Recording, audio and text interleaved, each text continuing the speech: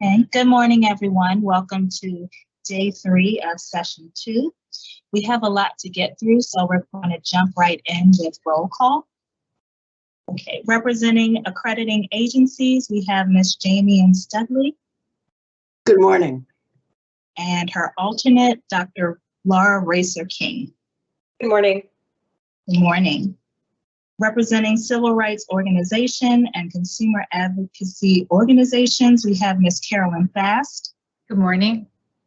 And her alternate, Mr. Jalen Herbin. Morning. Good morning. Representing financial aid administrators and post-secondary institutions, we have Ms. Samantha Veeder. Good morning, everyone. Good morning. And her alternate, Mr. David Peterson. Morning. Good morning. Representing 4-year public institutions of higher education, we have Mr. Marvin Smith. Good morning. Good morning. And his alternate, Ms. Deborah Stanley. Good morning. Good morning. Representing legal assistance organizations that represent students and or borrowers, we have Mr. Johnson Tyler. Okay. Mr. Tyler is not with us just yet. His alternate, we have Miss Jessica Renucci. Good morning. Johnson is unavailable this morning, so I'll be at the table. Okay, thank you. Representing minority serving institutions, we have Dr. Beverly Hogan. Good morning, everyone. Good morning. And her alternate, Ms. Ashley Schofield. Okay, Ms. Schofield is not with us quite yet. She might be in and out because she had something to do on campus. Thank you. Okay, representing civil rights organizations, we have Ms. Amanda Martinez. Good morning. Good morning.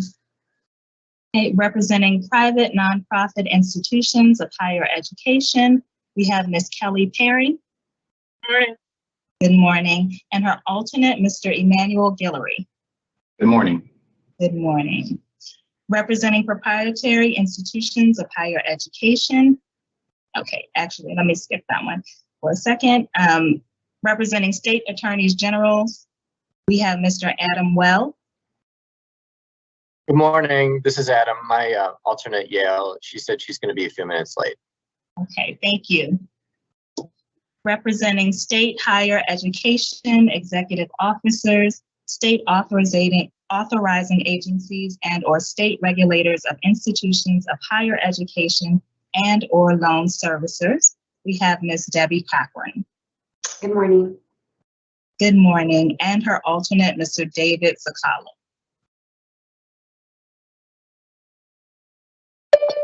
It seems like, oh, I think he's entering now, so we'll just jump back and have him introduce himself in a minute. Representing students and student loan borrowers, we have Mr. Ernest Ezegwell.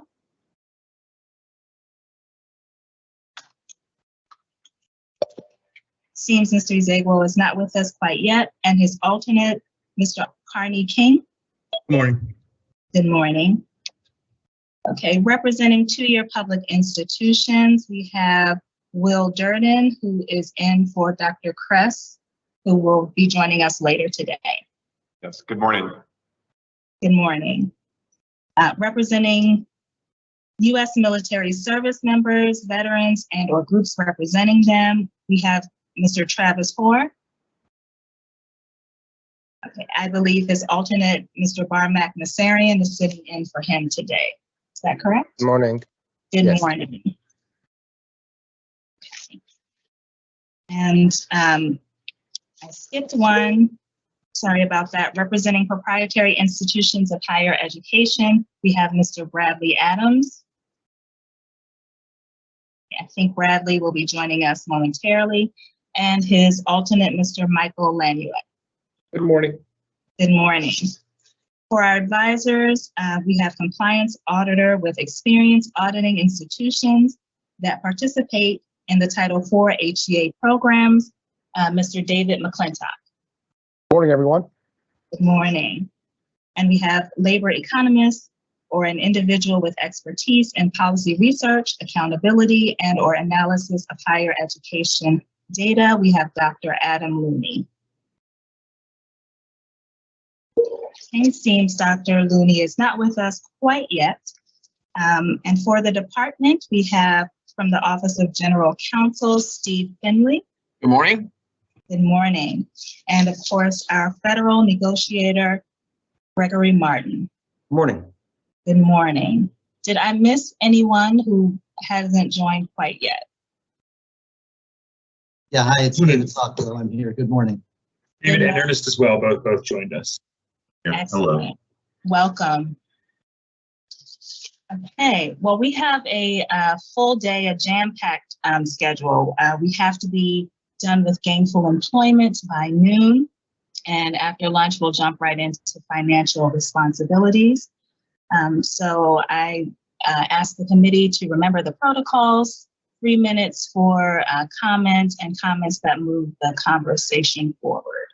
And with that, I will turn it over to Greg to pick up where we left off yesterday. Thank you, Rosamond. And I'll just wait for my colleague Vanessa to pull up the text. And there we are. So we are in the GE issue paper in 668, section 406, determination of the debt to earnings rates. So we're going to start there today. And let's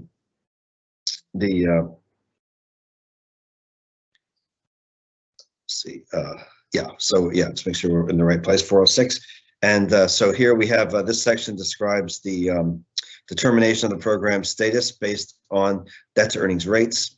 Each year in which the DTE rate is calculated, Ed will notify the institution of its debt to earnings rate for each GE program and for its small programs by credential level. We will also notify the institution of whether the program is passing, failing, or ineligible.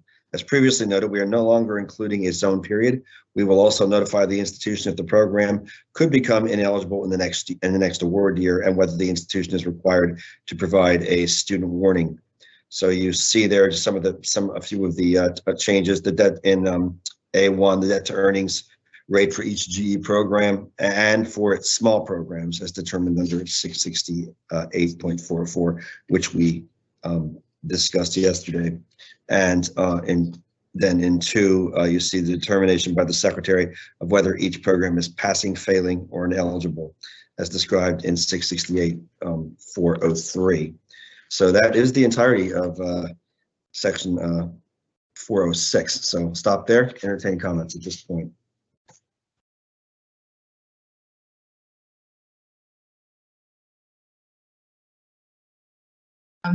To the table, but I just want to mention that David Peterson will be at the table for financial aid administrators, and Emmanuel Guillory will be at the table for private nonprofit institutions of higher education. With that, Brad, please.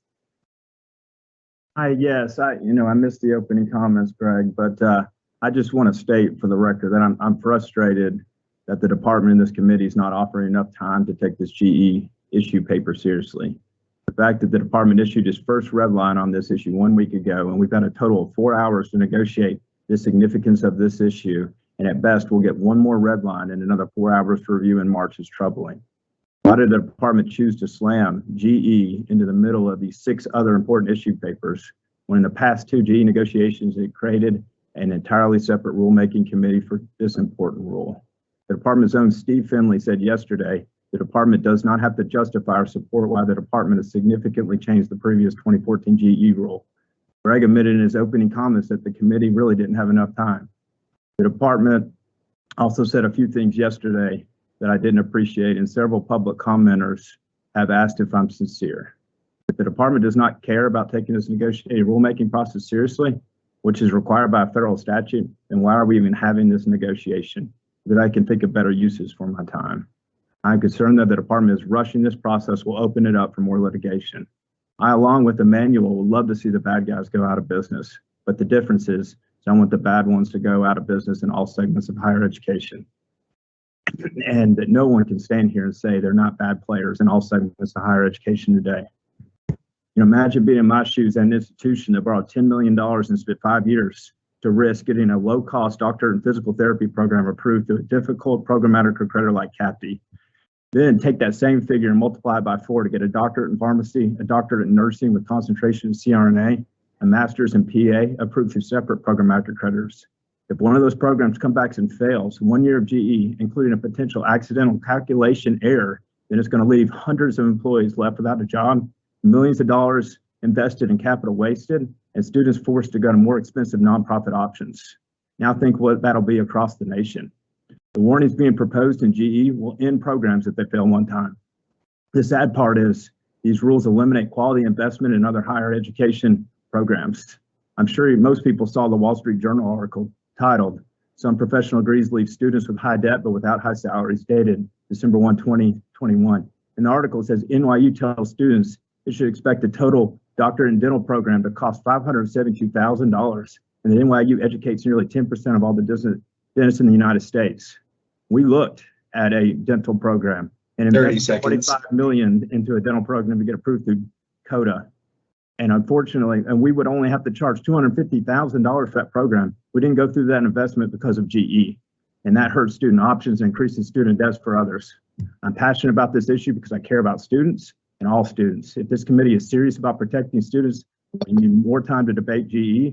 We have a statutory authority to make these changes and go through the process the right way. So I'm formally asking the department to pull this gainful employment issue off of this negotiated rulemaking 3 minutes. and put it in its own process to allow negotiators more time, just like it did in 2011 and 2014. That's the only way to show that we're giving fair issue to this process. Thank you. Thank you, Brad. Any other questions? Marvin, I see your hand, but I'd like to acknowledge that Dr. Adam Mooney has joined us. Marvin, please. Can we have Steve respond to the request to move this negotiation to a separate committee, please?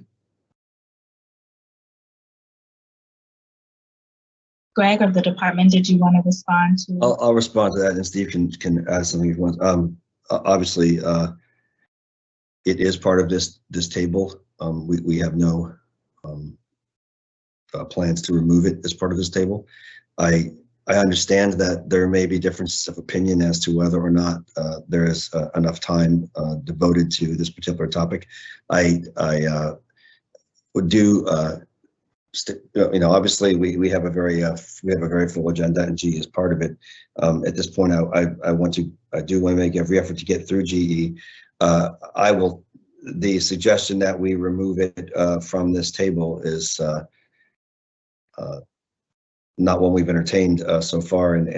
However, I want to commit to the department to getting through this in the time frame that we established and that we published in the Federal Register.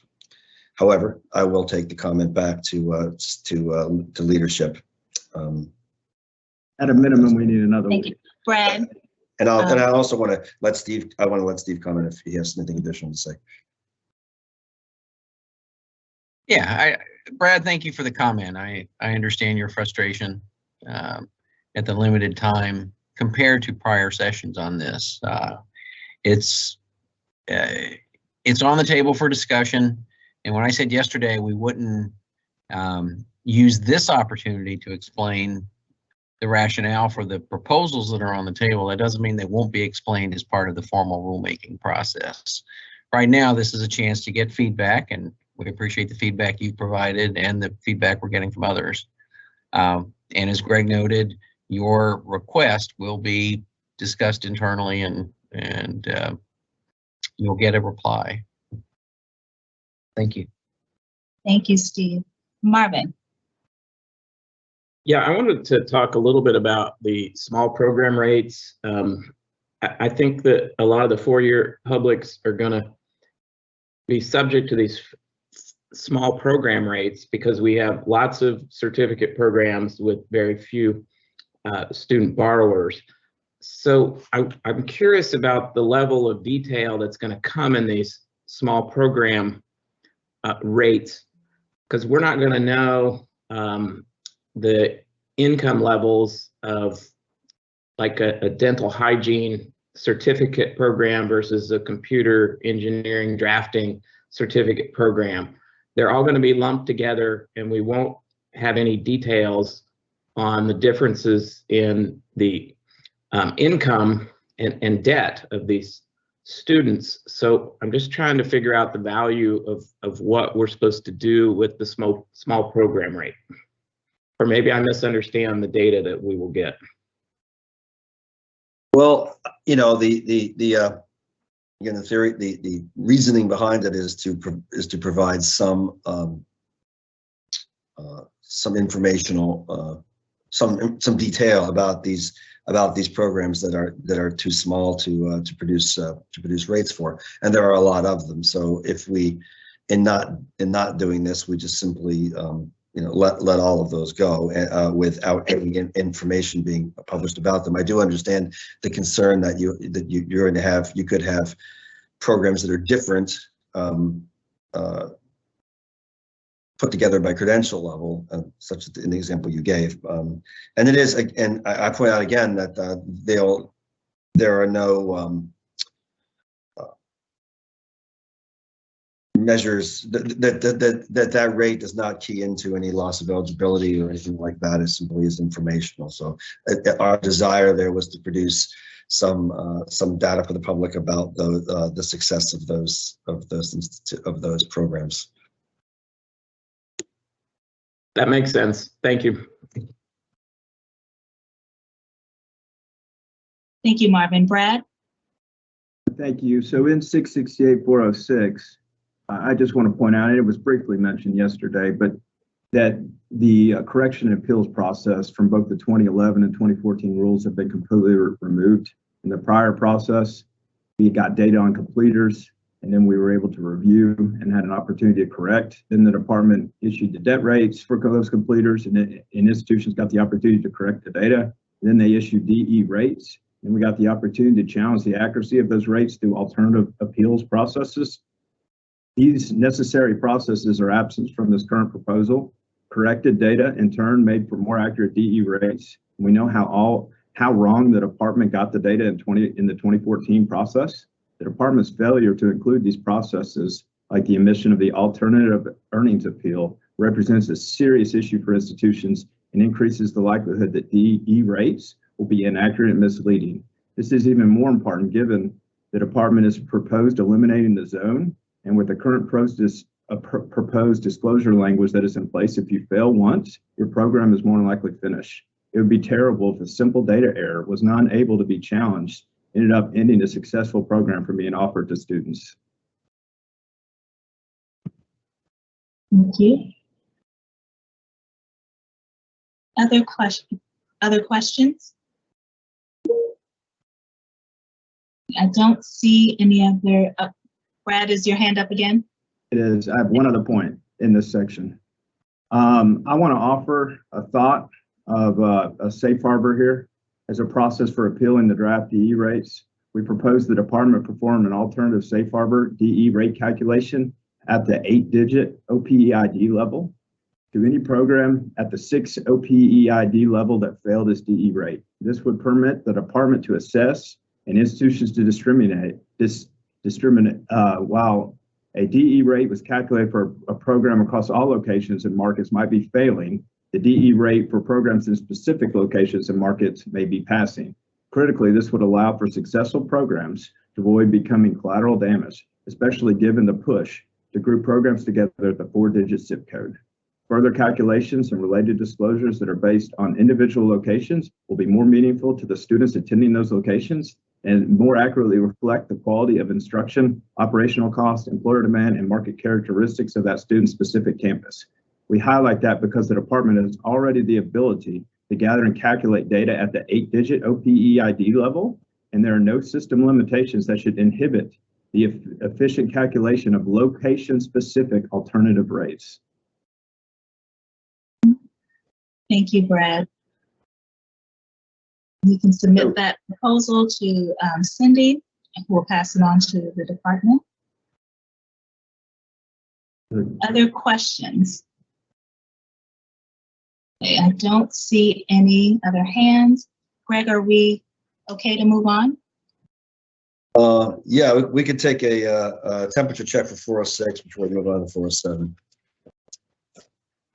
Okay, Brad, Yeah, just real quick, I just want to make the comment that it seems like we're just pushing this along. You know, I'm making comments and no response from anyone in the department. I would just appreciate, you know, Greg or somebody to respond to these proposals.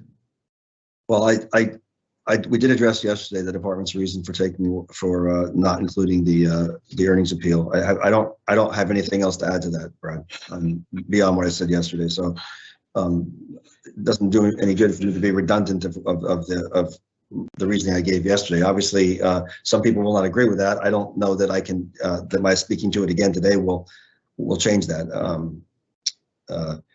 As far as the data challenges go, we did indicate yesterday that we intend to use administrative data to the extent we can, and we will give institutions time to correct that data before we use it. And again, we do expect that the information that institutions provide to us will be accurate. Whether it's information that is in NSLDS, COD, or information provided by the institution for reporting purposes, other reporting purposes. So, I mean, beyond that, I think I gave the department some reasons for doing that yesterday. I don't think that reiterating them again will serve any purpose. Your comments are noted, and we will take back your suggestion for the 8-digit calculation by 8-digit SIP for consideration. And I thank you for offering that. Okay, thank you, Greg. So can we get a temperature check on 668.406? I need to see all thumbs high, please. Okay, looks like we have 2 thumbs down, if I'm correct. Thank you. Greg, can we move on to the next section? Yes, Vanessa will be bringing up section 407, which is consequences of the DE rates.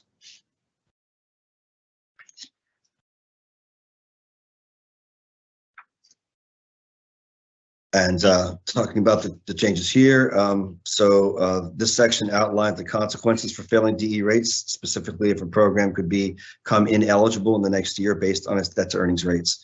The institution must provide a student warning.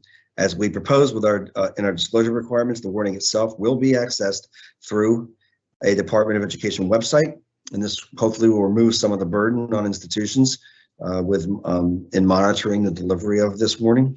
However, institutions will still be required to provide students with a warning and information on how to access the department website, as well as the requirement that students must attest to having viewed the disclosure. For enrolled students, that communication must include information on the student's opportunity to complete, transfer, or access refunds if the program loses eligibility for prospective students. And for prospective students, the institution must provide a cooling off period between the student completing the attestation and the institution enrolling the student or engaging them in a financial commitment.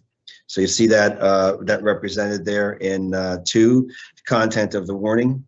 The institution must provide the relevant information to access the website maintained by the secretary, and a warning is specified by the secretary in the notice published in the Federal Register that the program has not passed the standards established by the U.S. Department of Education and may face restrictions.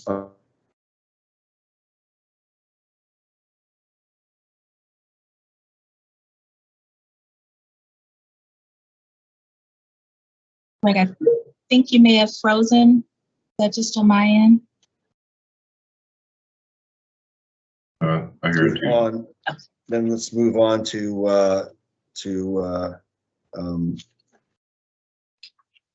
I'm sorry, Greg, to interrupt. I think you froze for a little bit. oh, I'm sorry. Let me go back. Okay. I'm sorry, I didn't realize that.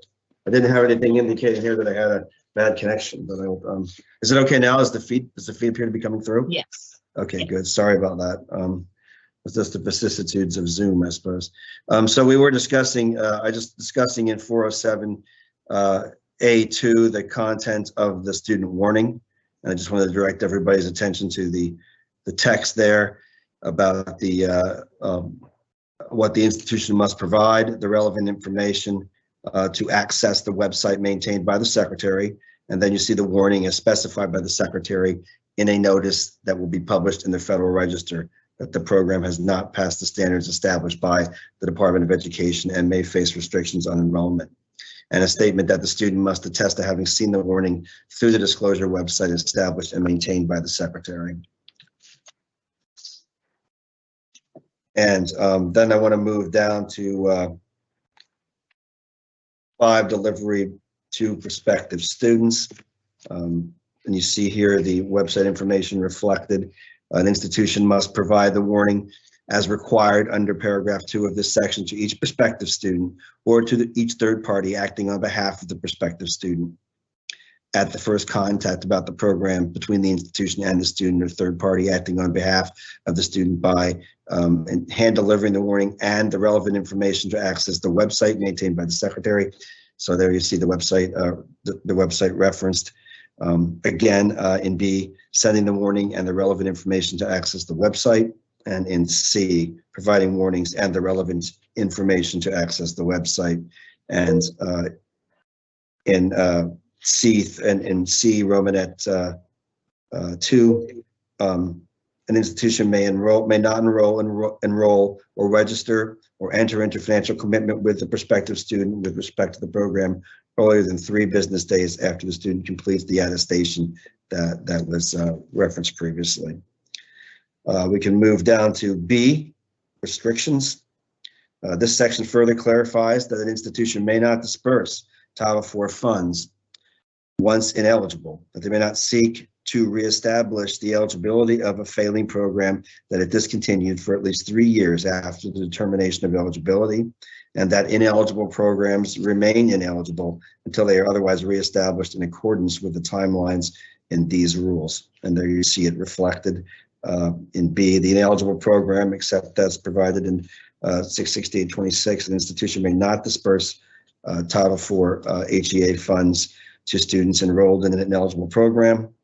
And the period of ineligibility is referenced there. An institution may not seek to reestablish the eligibility of a failing program that it discontinued voluntarily, either before or after the DE rates are issued for that program, or reestablish the eligibility of a program that is ineligible under the DE rates until 3 years following the date specified in the notice of determination, informing the institution of the program's ineligibility or the date the institution discontinued the failing program.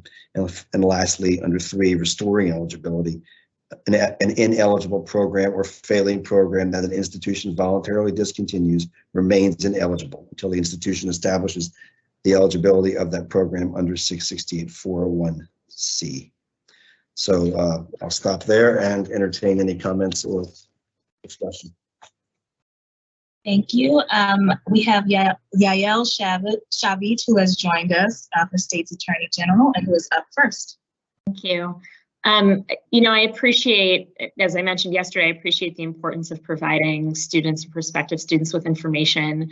I do have some concerns about the attestation and potential misuse of it. And I think it's important for the department to clarify. My concern is that such an attestation not be used to prevent students from accessing different relief that might be available to them under different departmental regs, including the borrower defense rule or rules pertaining to closed school discharges.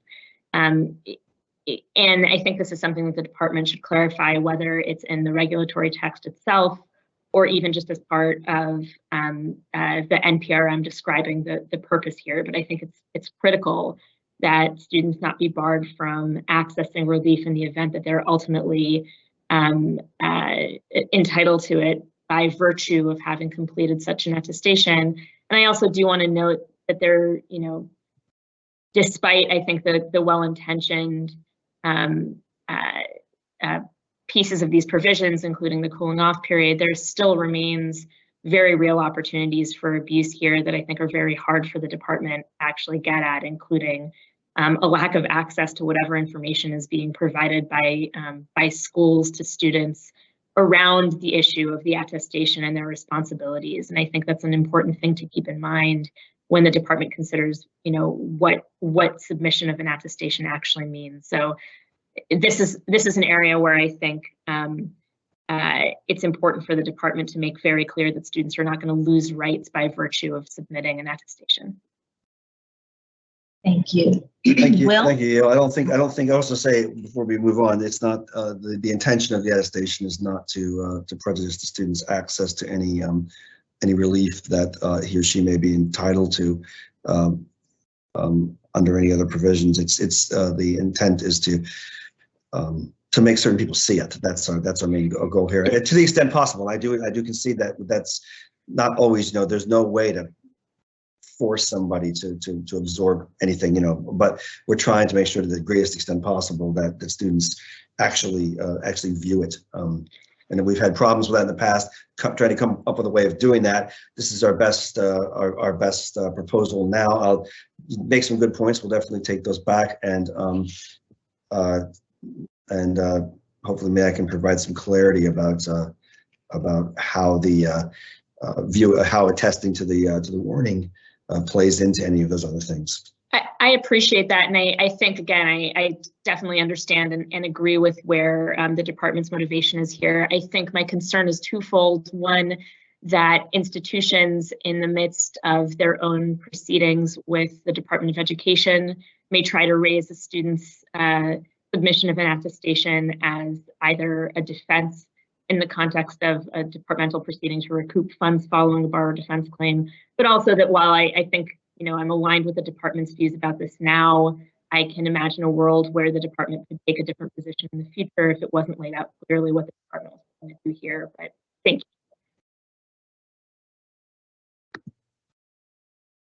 I'm back. Thank you. I have some clarifying questions coming back up to the top. A, student warning. 2, content of warning. Romanet 4, B as in boy, 1 and 2. So here it says that the colleges in notifying these individuals must also indicate 1 and 2. And for number 1, it's not clear. Do you mean that the college should indicate whether the program will be discontinued if it loses Title IV eligibility? And for 2, on the refunds, do you mean that the funds would be refunded if the program loses eligibility or if the program is ending? You give me the site again. I'm still trying to find that. Yeah, we're in Romanet 4, so kind of at the top, student warning, the communication that the college provides to the students. Oh, okay. You like for warnings provided to enrolled students. Is that where you are? Yeah, an indication of whether the institution will 1 and 2. Do you see that? Oh, okay. I see. I'm sorry. Yes, I see where you are now. No, right. no Okay, problem. Thank you. So for number 1, continue to provide instruction in the program to allow students to complete the program. We're trying to clarify. I'm trying to clarify. Is the college indicating whether the program will be discontinued if it loses Title IV eligibility?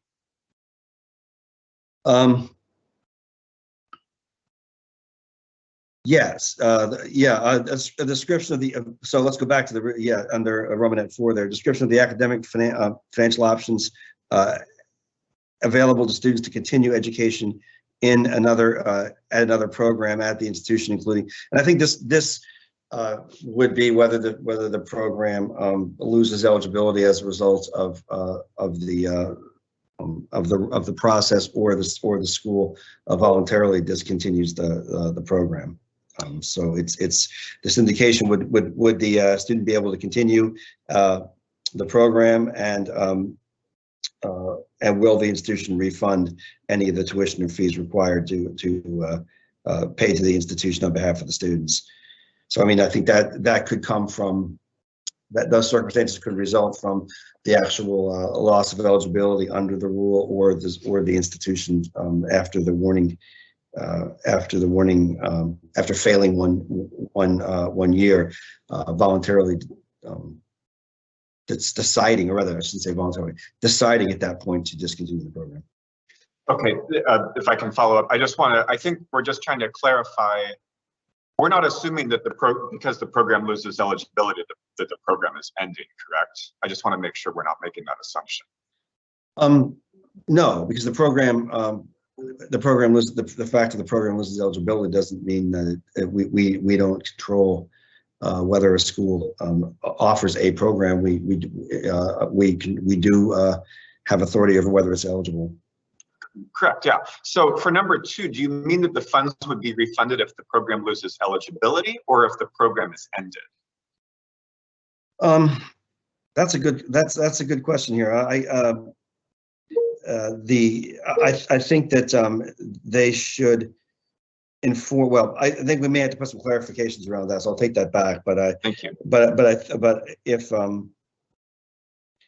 so, what you're saying here is if the program were to lose eligibility, but continue to be offered by the institution, what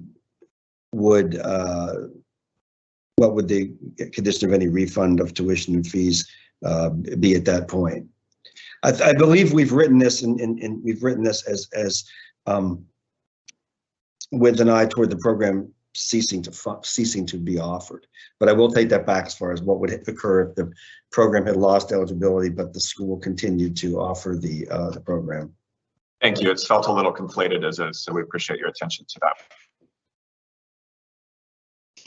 And I do want to point out too that there are, so we referenced 668.26, which is the end of participation. So there are rules. I don't want to go over those now, but there are rules about how a school can pay out a student aid in the event of a loss of eligibility. So and just point out here, and just some information here. Yes, this is if the program loses eligibility. So institutions would be required to provide warnings to enrolled students that describe, among other things, the options available to continue their education at the institution.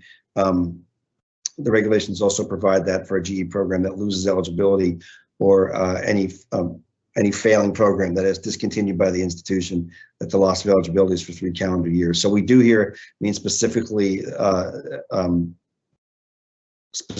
a loss of eligibility, but I can see how there could be some confusion related to the refund if the program continues to be offered.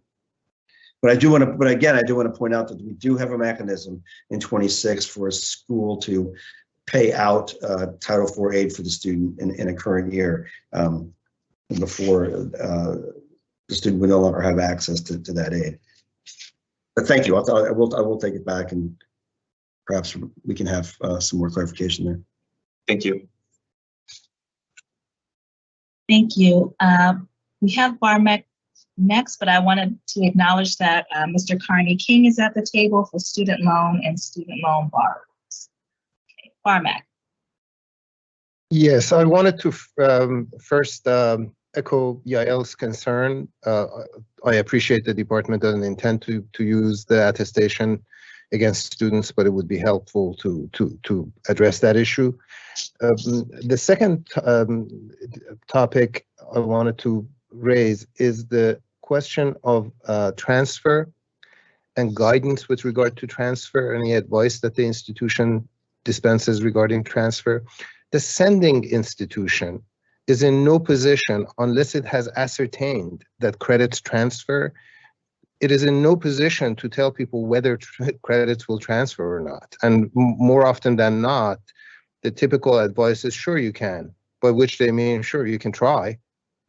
And frankly, transfer alone doesn't mean much unless the credits are applied in the appropriate way toward the earning of a degree. You know, they can all be taken in as unnecessary electives and leave the students still as far away from graduation as they would have been had they not transferred the courses. So it seems to me that in Romanet 4, subsection cap C, an explanation of whether students could transfer is borders on meaningless. You really need to firm that up to make sure that it's clear that the institution has either made arrangements or has ascertained that credits will transfer and apply towards the credential that the student was seeking. So that's one issue.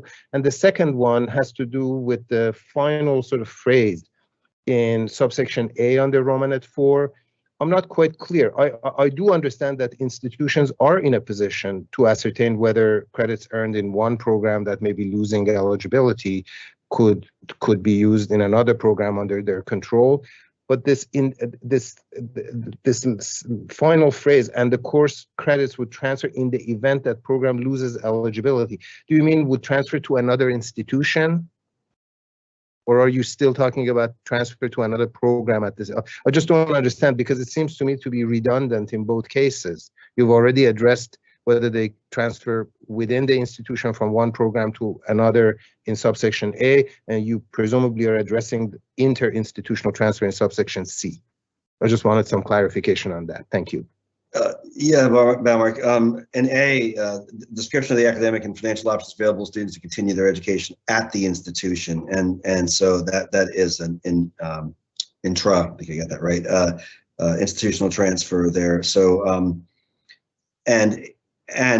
so what you referenced could transfer credits earned in the program to another program at the institution, and which course credits would transfer in the event the program loses eligibility for Title IV funds. So this would be irrespective, I think, of whether or not the program would continue to be offered. Would they allow the student to transfer into a program that is still Title IV eligible? To your point in C, an explanation of whether students could transfer. I think, yes, I would definitely stipulate your concern or the point you made that it's impossible to ever know for sure whether credits will transfer. And I think in a lot of cases, you're right. The school might say, yeah, they might transfer. You can try to get them transferred. But I think this does take into account the possibility that an institution may have an agreement with another institution for those credits to transfer. So if there's some type of agreement like that, they could let the students know that yes, your credits will transfer to institution, B or C. Obviously, no school's in a position to say your credits will absolutely transfer writ large. I get that, but we might be able to put some more context around that. So we'll definitely take that back. Thank you. Thank you. Mr. Jalen Herbin is at the table for civil rights organizations and consumer advocacy organizations. And Jessica, you are next. Thanks. I'll try to be quick because my concerns are largely the same as the ones raised by Barmak and Yael. On the attestation, I would just ask the department to consider whether it might be appropriate to either in addition or instead ask the school to attest to this. It seems to me like the school is in a much better position to attest that federal regulations have been followed. And while obviously that's not fraud proof, I think the department would have independent tools. I guess like fraud in that way would risk Title IV eligibility under independent regulations is my understanding. On the transfer point, I 100% agree with Barmak. I think that we've seen real problems with schools disseminating just like false information about what transfer options are available. And I think that the gold standard here is sort of teach out agreement, teach out plan. I think that probably, I understand the department's problem here because that's at an institution level and for schools that are closing, and this is at a program level and the program isn't necessarily closing. But I guess I would ask the department to think creatively about how we might be, it's something that, I defer to Jamie and her people, but it's something that there's people have thought a lot about. There's a lot of resources already out there for how to deal with this problem and whether the department can leverage those resources here, because I do think such open-ended language really gives an opportunity for problematic communication. Thank you. We'll take that back. Thank you, Jessica. Brad, and then Carney. Thank you. Institutions should not be penalized if a program that is being retired produces failing DE rates in its final years. A program that is institution voluntarily determines to wind down could suffer a decline in DE rates, particularly if the decision to wind down the program was based on market changes.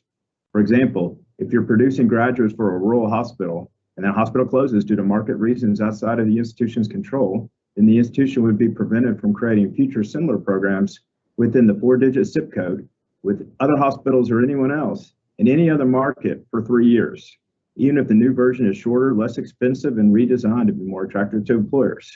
So for example, if medical assisting failed in New York You cannot open up a PTA program in Florida. I would have hated to had a real estate program in 2008. We need a stronger way to allow for institutions to do the right things based on local market conditions. Okay. Thank you, Brad. Carney?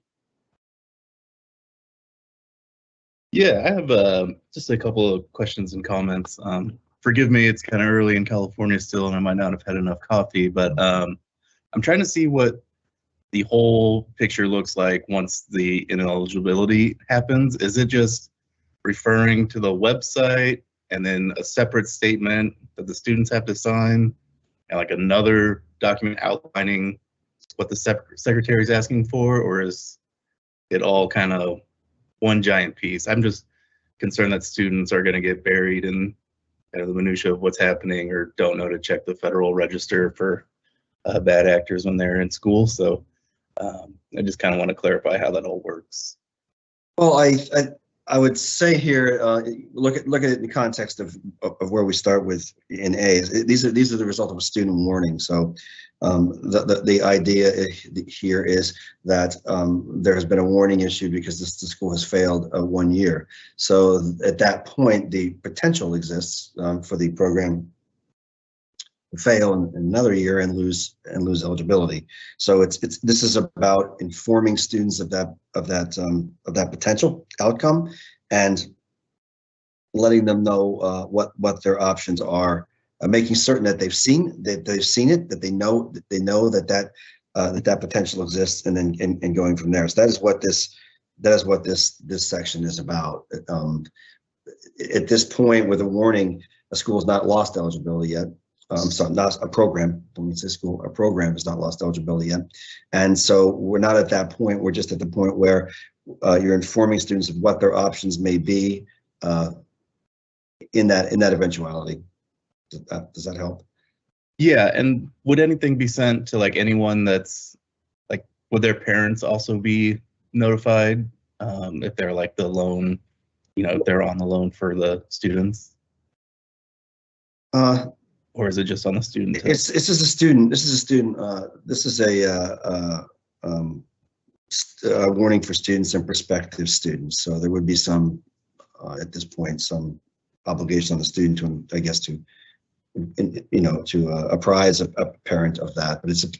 But this is about, since the student is the one attending and the student is the one receiving the education. This is what these warnings are geared to. Okay. And then does their Pell Grant reset if their program loses eligibility? Is there a mechanism for that? We do have some Pell Grant restoration of eligibility. I do not believe there's any currently any Pell Grant restoration with respect to losing eligibility for GE, because we haven't had GE. But that's a good question. I'll take that back. I mean, are you making? I would ask, are you making a suggestion that be the case? Yes. Then in that case, I will take that back. Okay, and then my last question on this is, we want to make sure that universities cannot withhold transcripts if they're in 30 seconds. That process. Yeah, we will have a discussion of that and a little later in the week. Okay. Yes. All right. Thank you. Thank you, Carney. David, and then Debbie.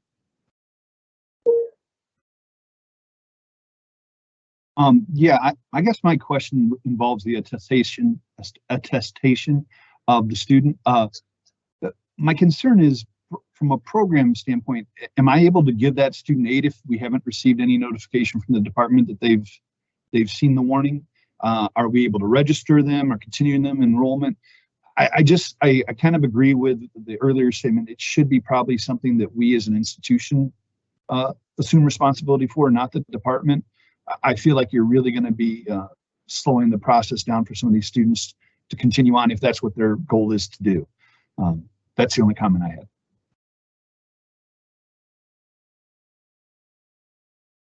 Thank you. I'll take the back. Thank you. Debbie. Thank you. I have 2 points. One is that I wanted to, both of them are kind of feeding off of things that have previously been said. I'm not totally sure I understood the specific details if there were some offered. One is just I would voice some support for a concept that Brad said, which is that I think in my view, I think having institutions intentionally wind down failing programs or programs that they can see are not working well for students is an intended consequence of this rule. And so I think we should be mindful of that and encouraging of institutions to kind of do the right thing before federal policy requires them to do the right thing. So as a general matter, I also was not sure I totally understood the exchange between Will and Greg with respect to B2 and the idea of refunds and the idea that programs would stay open, because it feels like B1 talks about whether an institution will continue to provide instruction in the program. And of course, if it's losing Title IV eligibility, then that continued instruction couldn't be with Title IV. So it would seem like it was continuing to operate without Title IV. So I'm not totally sure I understood that. But if B2 is essentially saying that some students should be getting refunds, they would be entitled to refunds under certain circumstances, I think we should be cautious about dialing that back if programs are still remaining open. I think what I've seen in cases where an institution as a whole loses Title IV and stays open, the institution is able to do so by pushing students to private and institutional loans. And so that is not a good option. I think whether someone wants to stay enrolled in a program that loses Title IV eligibility should be the choice of the student. And if we are effectively denying a student the opportunity for a refund, we're holding them hostage. I'll take your point, but I will say here that we cannot mandate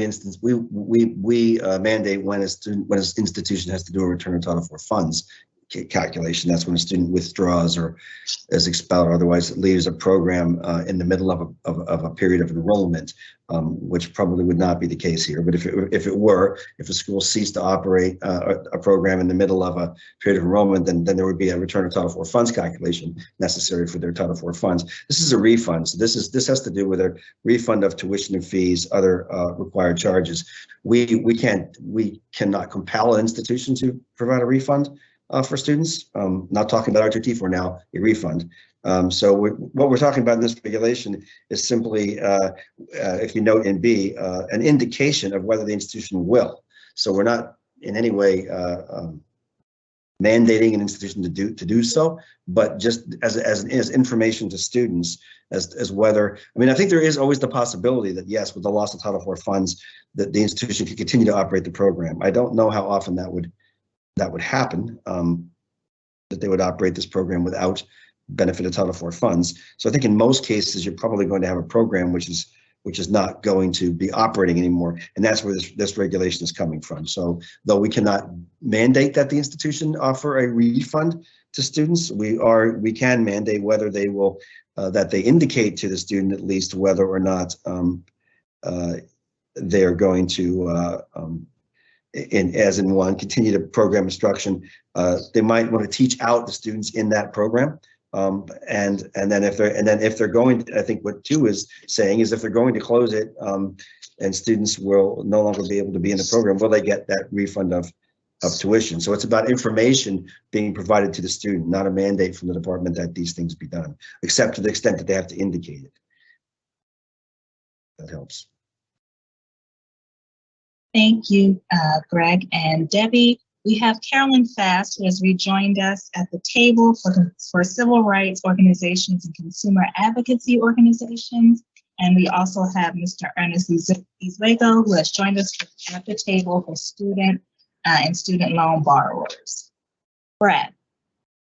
Thanks. We'd like the department to consider if a program is subject to a loss of eligibility due to failing DE rates, it should only lose access to the direct loan program. Students attending the institution and choosing to continue in the program should still have the opportunity to access Pell Grants, and maybe the institutions could even offer matching similar institutional grants, similar to how the Yellow Ribbon VA program works.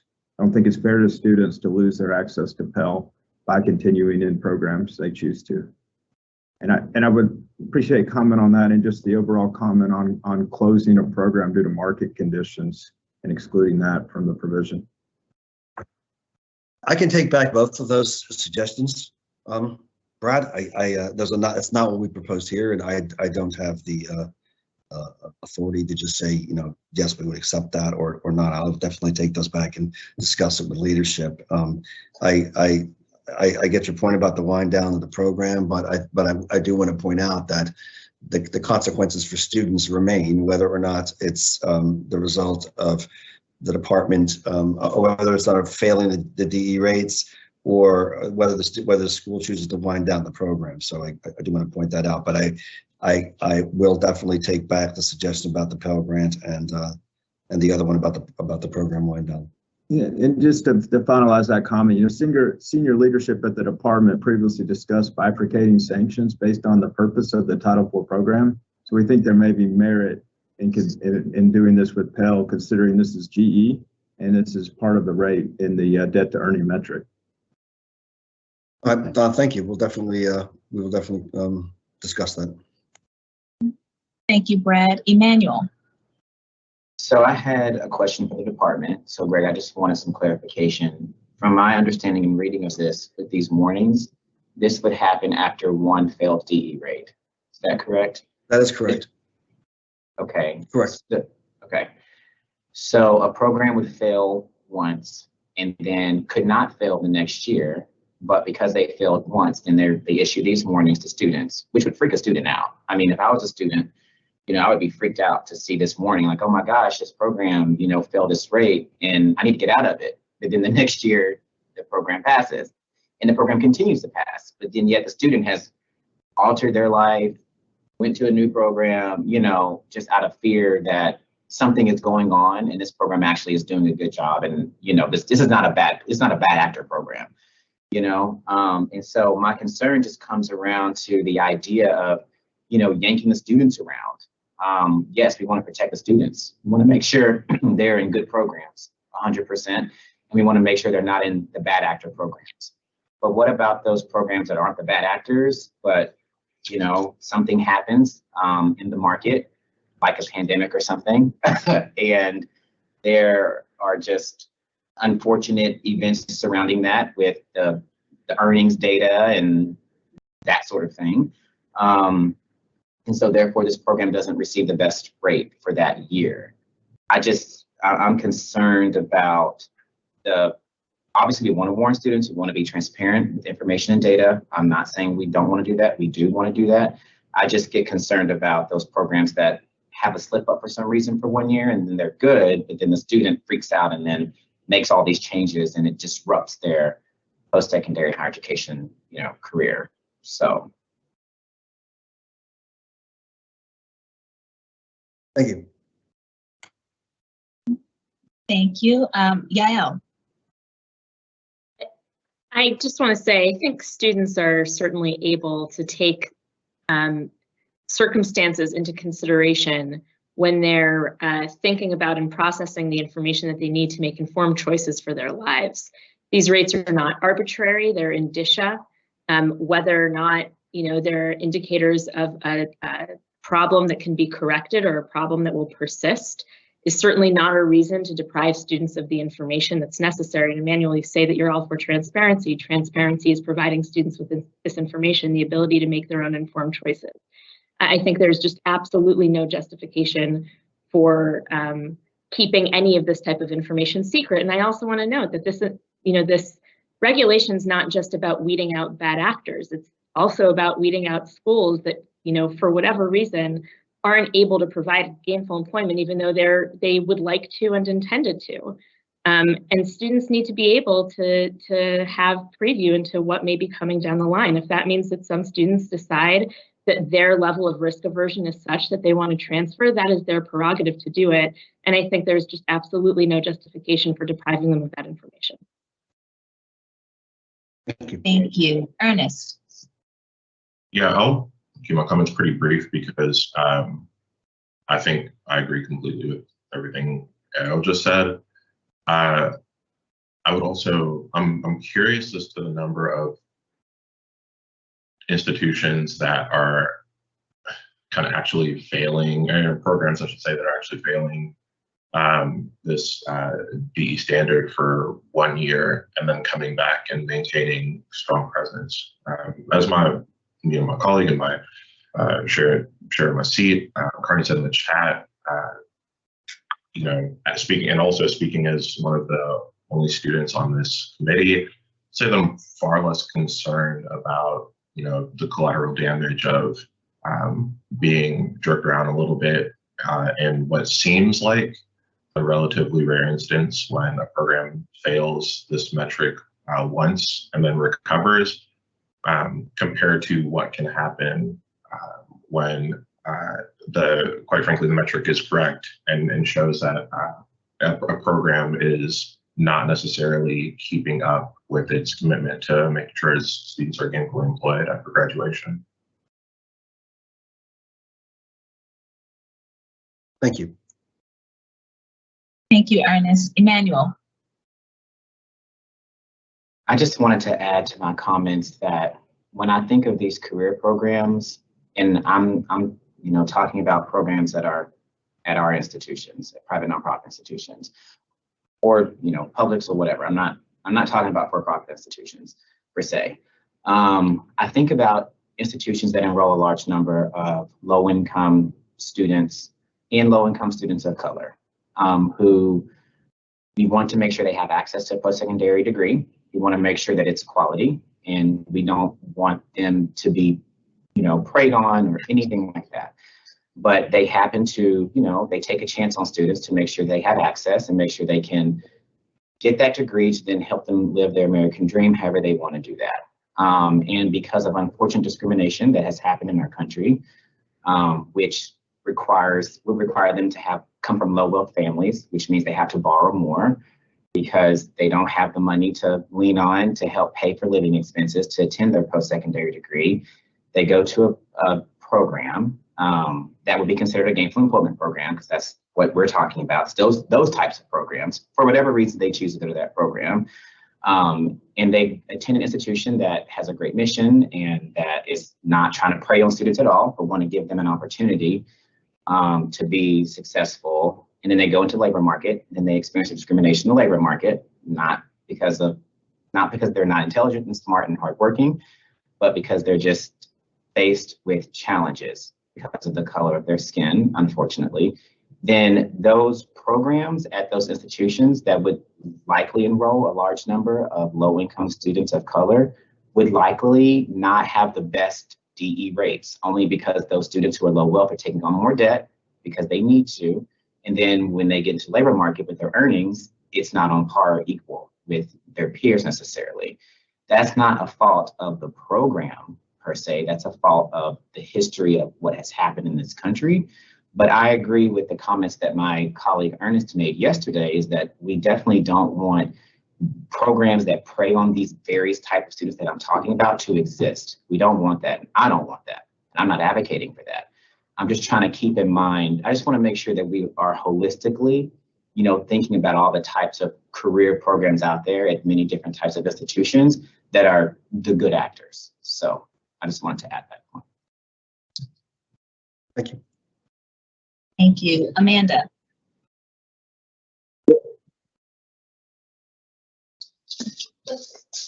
Brad, this is a question for the education department. I think the conversation has been fruitful. I'd also think that this is a extremely student perspective here, and also, in good faith, I'm imagining the reason why the education department outlined this section in detail, specifically in warning students, is because through experience, the education department has collected or has made an analysis of what's going on in the environment when it comes to career educational programs. And in the cases when they are bad actors, right? You're collecting this information, you're making an analysis and a decision of what to do to help improve the lives of students in this case. So I'm guessing that's where that came from. You probably have some data, and you make these regulations based on your experience in regulating or understanding institutions in this specific scenario. And so you probably have more cases than none. I'm guessing here that this is the best way forward. This is the best solution forward for students, because you probably see cases where most likely that institution, where whether the school closed or they no longer become eligible for Title IV aid, they are more likely probably to not again be able to have Title IV aid the next year. So I think that's probably the likelier case versus the other cases that are presented here. And I would like for you to share, like, this is coming from reasoning, analysis, and history in regulating this market. I think this is one I'd like to share my support for this section. I think it's a clear section. You didn't necessarily say the data or how many cases this brings up or why it's important, but it would be helpful probably to hear that you are making the education department is outlining the section because it has experience and this is the best way forward. Yes, we look as concerns of warning. I mean, I think that it goes without saying that where an institution is required to issue a warning, that there could be a built-in incentive for the institution to not make that very apparent, right? Because of the ramifications of this. And so our concern is for students that they are actually informed of this potential, and that it not be possible for an institution to bury that information or somehow obscure it. That this affects students' lives potentially, and they need to know about it. So that's what's driving this, so that we can, to the greatest extent possible, understanding it's not. We can't make it so in every case, but to the greatest extent possible, we can get assurance that students, reasonable assurance, that the student has been informed of this, has seen it, knows about it, that it wasn't in tiny font somewhere on a website where or buried amongst many other papers. So that is our goal here, is strictly to get information to students which could have a great bearing on their future. Thank you. Jamie. Jamie is just fine. A very quick comment. I want to pick up on what Emmanuel was saying, because his point is well taken in the larger context about the importance of looking at institutional peers, population context, in light of societal discrimination and biases of all kinds that affect student outcomes. But I want to just underline what Jessica put in the comments on the side about the application of that warning, important reality to GE. GE is like a baseline or a core minimal standard, and the analysis that suggests that it's not driven by those program circumstances, and we haven't heard any argument to the contrary here, suggests that it's appropriate to do GE as a floor or requirement, and then to consider the issues that you're describing for other aspects of institutional performance beyond that. But in short, the point is well taken, but I don't think it affects GE, which has all sorts of protections and minimums and room for income variations and debt to create this, this is just not acceptable standard. And then beyond that, to take into account the other factors that are deeply troubling and very real in terms of how to understand institutional effectiveness and its relationship to other forces and factors, and not penalize either institutions or students for those. Thank you, Jamie. I am not seeing any other hands raised. Greg, are we okay to take a temperature check, or did we want to move on to the next section? No, we can take a brief temperature check on 407. Okay. So if I can see a show of thumbs for 668, 407. Hold them up high for me. Okay, I'm seeing one thumb down. Am I correct about that? Okay, thank you very much. Greg, I'll turn it over to you for the next section. Okay, and Vanessa will be queuing up 408, section 408, reporting requirements for GE programs. And here we note that this section outlines reporting requirements for gainful employment programs. And these are similar to the 2014 rule. They include some basic student level reporting on the enrolled program, enrollment and attendance dates, and enrollment status by attendance identity. So you can look through those. If we look at A2,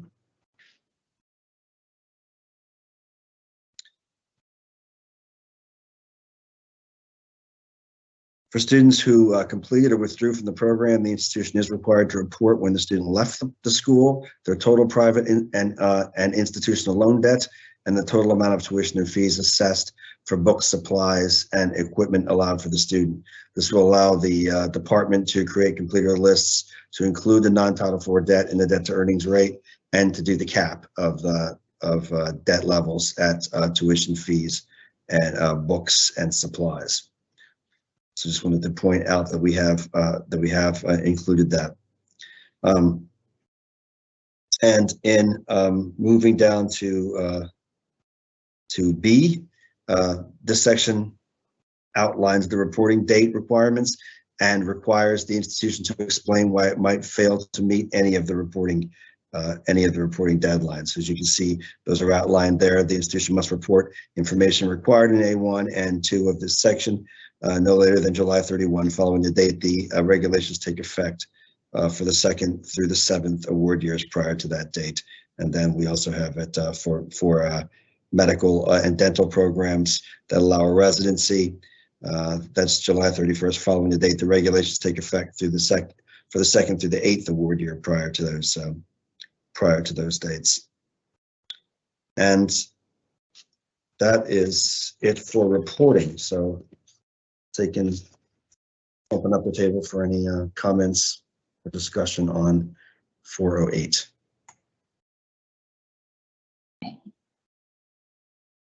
Any comments or questions? Yael, please.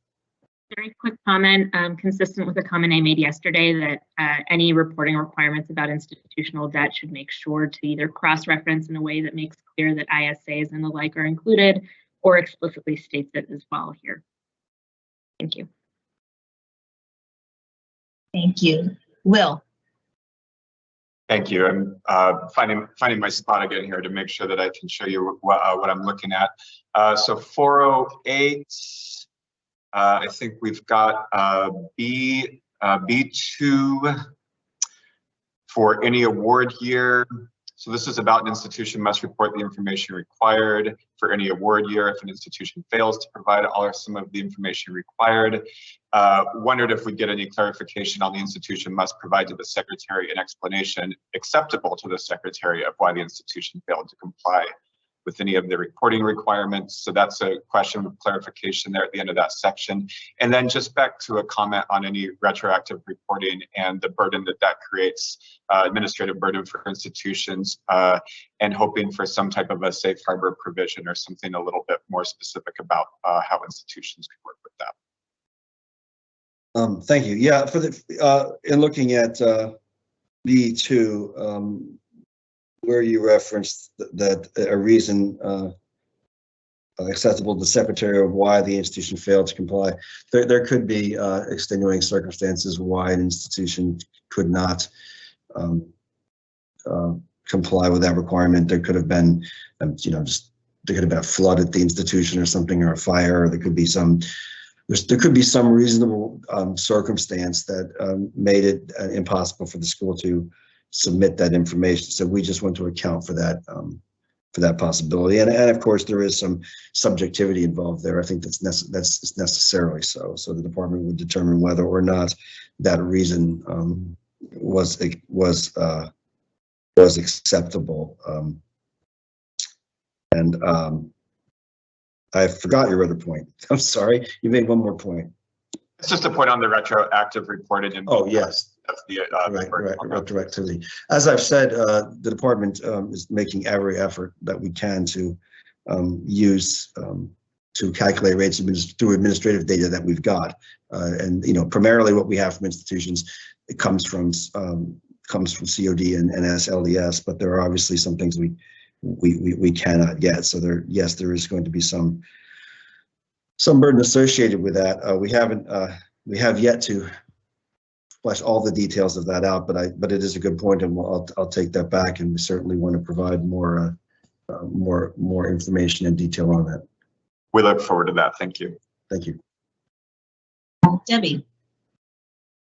Thank you. Just a clarification on the, or suggestion for potential need for clarification on the length of the program, which is in 1 Romanet 2.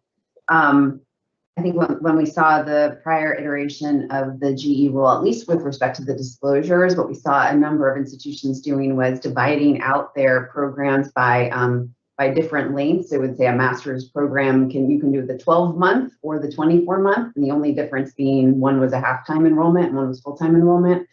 So I think it just adds to confusion for students and potentially another way of gaming the rules. So it might be helpful to add some clarification about whether length should be in kind of calendar months, whether minimum or full-time status or typical, or in clock or credit hours. Thank you. Thank you. Okay, I am not seeing any more hands for comment on 668-408. Greg, should we take a temperature check? Yes, please. Okay. See a show of thumbs for 668-408. Okay, 1 thumb down, am I correct? You have 1 thumb down, thank you. Greg, over to you. And we'll have Vanessa queue up 409 for us.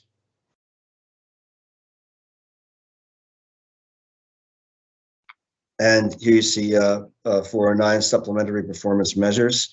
And I want to point out here that this is a new section of the regulations that we didn't see in 2014.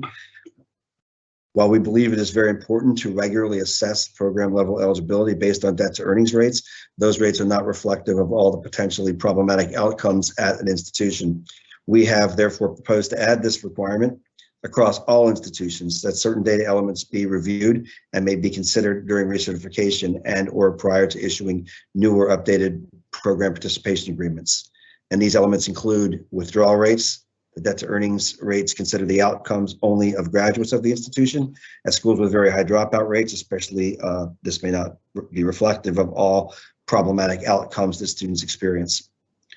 We propose to examine the withdrawal rates of students. Debt to earnings rates, this will allow Ed to consider broadly the debt to earnings rates of a school's GE rates if appropriate. The small program rates, in addition to considering the GE rates of all programs, this will provide an opportunity for Ed to consider the outcomes also of programs for which DTE rates weren't individually reported as part of the holistic review of the institution's outcomes.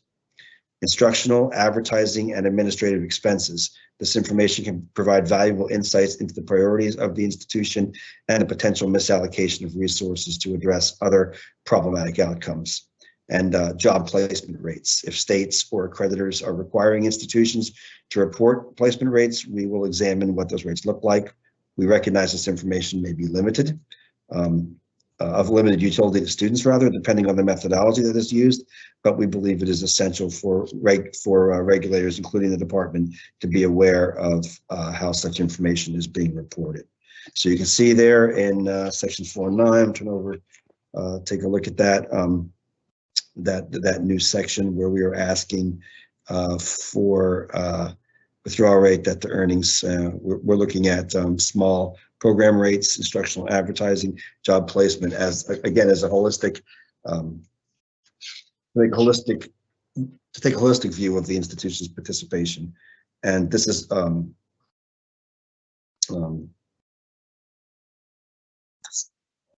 a minute. Yeah. This is for all institutions, not just, so I wanted to point out, not just GE. So I'll open the floor for comment on that. all programs rather, not just GE programs. Carolyn. I think that we are generally in support of this provision. I had a question or a comment perhaps about the performance rate related to instructional, advertising, and administrative expenses. This is I think a helpful addition, and we have some thoughts about this that we will share with some potential proposed language. Okay, thank you.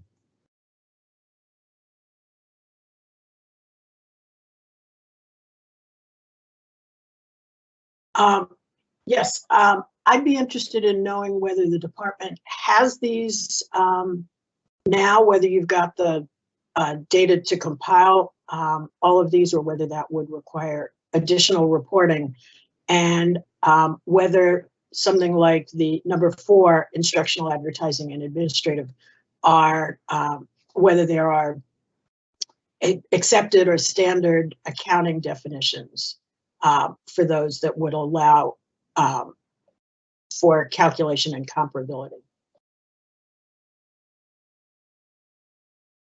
Right now, Jimmy, we don't have any mechanism in place right now that collects the amounts that an institution spends on these various different activities.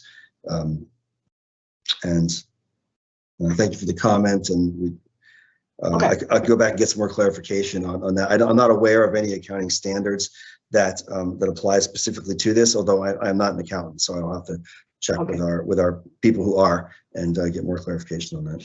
Yeah. So, and I'll ask the same question on a provision later. This is a may consider the information in determining. So, the question is whether it establishes either a new definition that we need to work out here, or just gives the secretary, if and when he or she, can establish a useful a category of information, can apply it in determining whether to give a PPA. I think the latter. What we're negotiating here, and whether we should be thinking about what these particular terms are, or they're just examples of what the secretary may do later. What's the meaning of their being in the regulation? I know that's a little abstract, but if they don't exist and we don't know how they match what's going on otherwise, would it be important to work that out here? Does it need to be in the regulation, or does this create an authority the secretary needs to have to decide about PPAs, in which case we should give the secretary, maximum reasonable authority? Right, and and part of this is, and I definitely want to open this up and say that we seek feedback on those issues, like exactly how this ought to be done. Currently, we don't put in here any reporting, protocol for these amounts or expenses. This would allow the secretary to consider these elements when looking at an institution's overall participation, and they are important aspects of an institution's participation, whether an institution is diverting its resources primarily to advertising and those types of things, as opposed to education. Job placement rates obviously are something which is a consideration, but we're not specific here as to those things, other than we say that the secretary may use these and may consider this information in making its determination whether to certify or condition the participation of institutions. So if I will open it up if anybody has any ideas as to how maybe this should be structured, other than obviously where we become aware of it through a review or audit process, or we ask for specific information when at the point at which we recertify an institution. Okay, we have Will, and then Brad, and then Beverly, you put in the chat that you also have a question, so we'll be after Brad. Thank you. Will, please. Thank you. Kind of recalibrated a little bit because I was pretty focused on gainful employment since that's the section that it's in, but now thinking about the fact that this is more broad to programs, so it doesn't seem like it should belong in gainful employment, because when we think about withdrawal rates and wondering what that has to do with gainful employment, that's its own question. But if that's not the key question because it applies to all programs, then let's get that where it belongs. And kind of objecting to the small cohort authority too. I'm not sure that's a reason to throw good programs out. So not comfortable with that. And yeah, this open question about that you really have all this data available to make these types of determinations. So have some reservations on this section. Thank you. And I also want to point out that we do, we invite any suggestions for text around this, any other ways in which you might think these regulations should be presented. So. Thank you, Brad, and then Beverly. Yeah, you know, I also missed that this section 409 was going to apply to all programs. You know, I mean, frankly, maybe it's better in 668.43. That's pretty clear there, is where I'd put it. But I still don't understand how this information is different from what we're already reporting in IPEDS. And why it's necessary here when we're talking gainful employment. Thank you. Beverly. Oh, you're on mute, Beverly. Actually, Brad just raised the question and concern I had. I was wanting to clarify that Greg had actually said to all programs, and my question would be the same. Thank you. Emmanuel. I had a question regarding the small program rates actually being used to determine whether or not an institution would be approved in their program participation agreement or recertified or whatever the condition would be. So I guess that's on a provisional certification status or whatnot.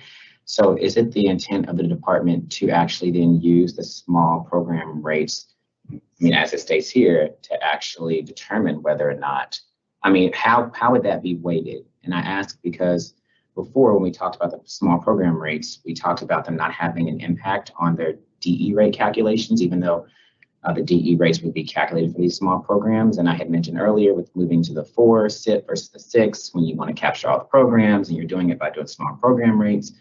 But can you, Greg, just kind of explain how the department actually plans to use these small program rates in determining a program participation agreement?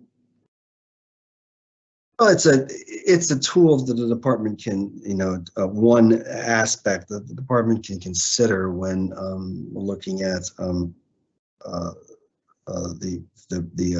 determining in certifying rather or conditioning a program participation agreement. There's no indication here or intent on the part of the department to set a threshold for those, you know, at which we would, you know, remove an institution's participation. It's just a consideration, but I do understand the that it, as spelled out here, that there's not a lot of detail about that. So I'll definitely take that back and take back those concerns. Thank you. Okay, thank you, and my apologies for the background noise. I am not seeing any other questions or hands, so Greg, should we take a temperature check on this section? Please. Okay, thumbs, can I see a show of thumbs for 668-409? Okay, and I am seeing 2 thumbs down. Thank you. Okay, Greg, can you take us into the next section, please? Yes, we'll be pulling up 68-410, which is certification requirements for the DE programs. Okay, and so we have that up. This is also something that we had in the 14 rule. And this section includes procedural certification requirements for the GE programs. Under this section, institutions are given a timeline for providing certifications that their programs meet the other requirements of this section before debt to earnings rates may be available. So you can see here under the transition for a certification for transitional certification for existing programs that except as provided in paragraph 8.2, the institution must provide the secretary no later than December 31st of the year in which the regulation takes effect, in accordance with procedures established by the secretary, a certification signed by its most senior executive officer that each of its current eligible GE programs included on its eligibility and certification approval report meets the requirements of paragraph D of this section. The secretary accepts the certification as an addendum to the institution's program participation agreement. We note here that if the institution makes the certification in its program participation agreement between July 1 and December 31 of the year in which the regulation takes effect, it is not required to provide the transitional certification. Looking down to B, institutions are required under their PPAs to comply with the requirements of this section and update the certification within 10 days if anything changes. And that relates to, as a condition of continued participation, the program must certify in its PPA with the secretary that each of its currently eligible GE programs included on its ECAR meet the requirements of paragraph D of this section. And an institution must update that certification within 10 days if there's any change. And C reflects requirements for establishing eligibility and dispersing funds. Institutions must update their list of eligible programs with the department in order to establish Title IV eligibility for an additional program.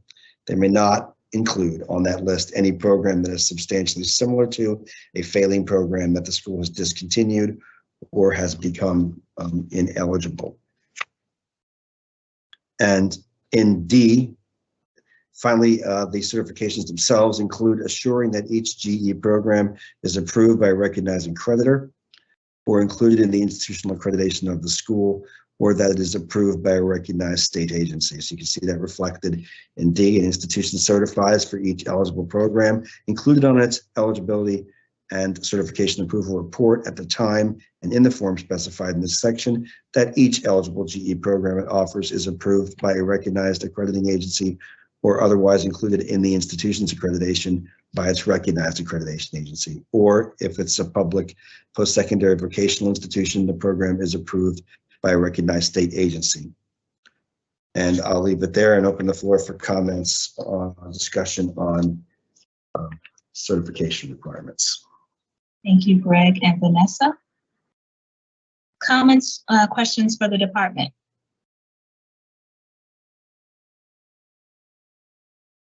Okay, I am not seeing any, Marvin. I just want to make sure I'm understanding this again, because to me, if we have a certificate program change, like a curriculum change, you're expecting schools to report that within 10 days of the change? Because I think that might be difficult for students or for schools to comply with. I wonder if there might be a more reasonable number of days. But maybe I'm not clear on what type of changes in certificate programs you want us to report on the PPA. These don't deal so much with changes in curriculum. If we go back to B as the condition for its continued participation under 668.14, the institution must update the certification within 10 days if they're, all right, it has to, I should continue reading there. That each of its currently eligible programs included on its eligibility and certification approval report meet the requirements of paragraph D, which we just went over, which is the that it is recognized by the accreditation agency or otherwise included in the accreditation. So what we have here is that an institution must update that certification within 10 days if there are any changes in the approvals for the program or other changes for a program that make existing certification no longer accurate. So if that curriculum change precipitated a change in the approvals that are required for D, or that made that existing certification that the program has no longer applicable, then it would have to be reported. If it doesn't affect those things, then it would not be required to be reported under this section. All right, thank you for the clarification. I am not seeing any other hands for comment. Greg, should we take a temperature check on this section? Sure. So just to clarify again, we are doing section 410. Thank you. Show of thumbs for 668, 410.